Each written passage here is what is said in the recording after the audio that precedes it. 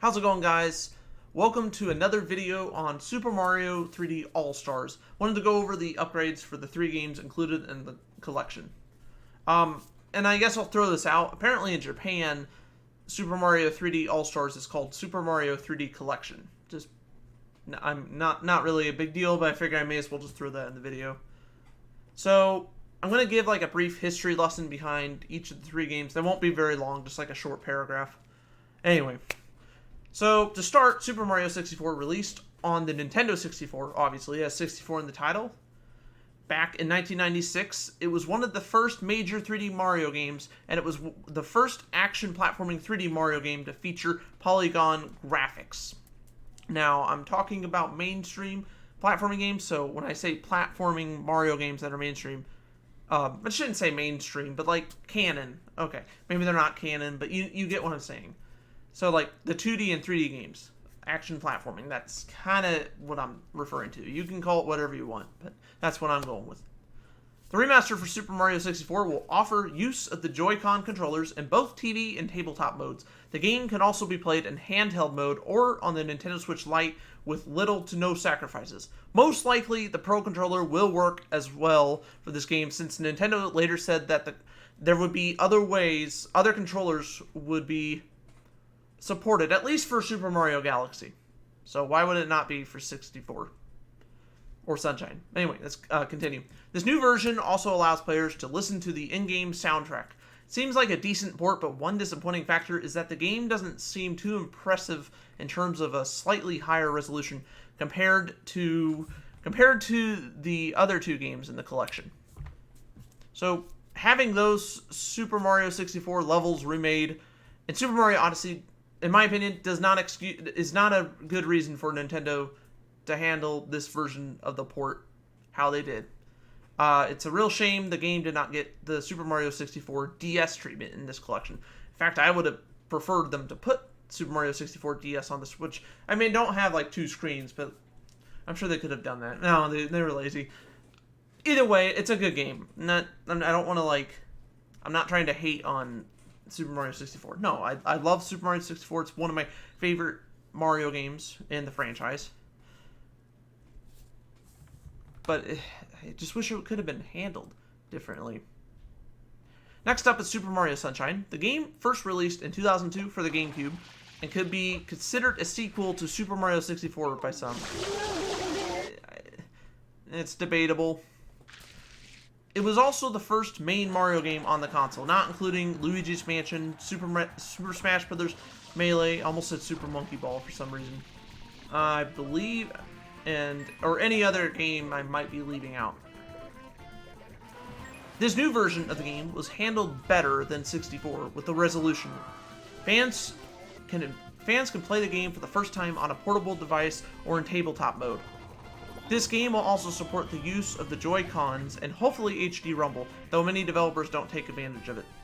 As for the resolution, the game can be played at 900p on TV and 1220p handheld mode and tabletop mode. Finally, a sound selection can be assessed by fans of the series music.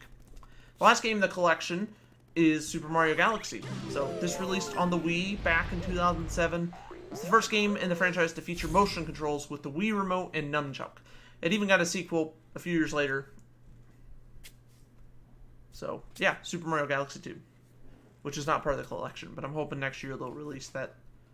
Maybe they'll do a collection part 2? I don't know. But let's continue on.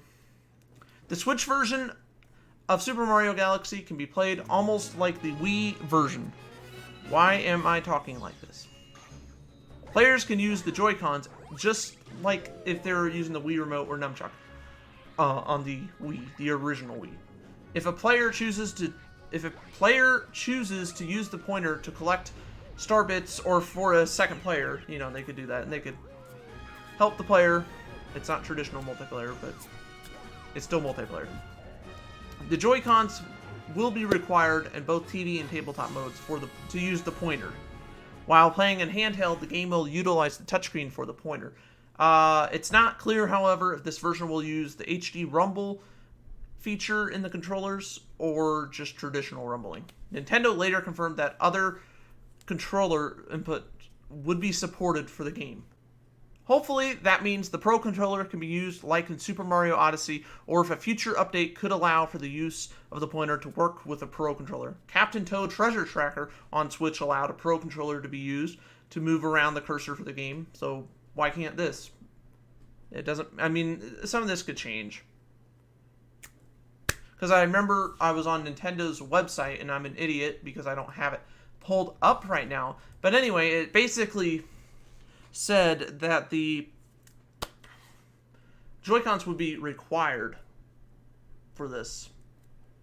In fact, on Nintendo's website, there was no mention of the Pro Controller. At least, not that I saw. I've looked at it multiple times. Maybe they'll add something after I upload this video. That's very possible.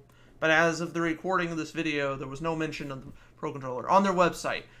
It wasn't until later on I was reading on Express UK. Yes, I know, very wonderful website.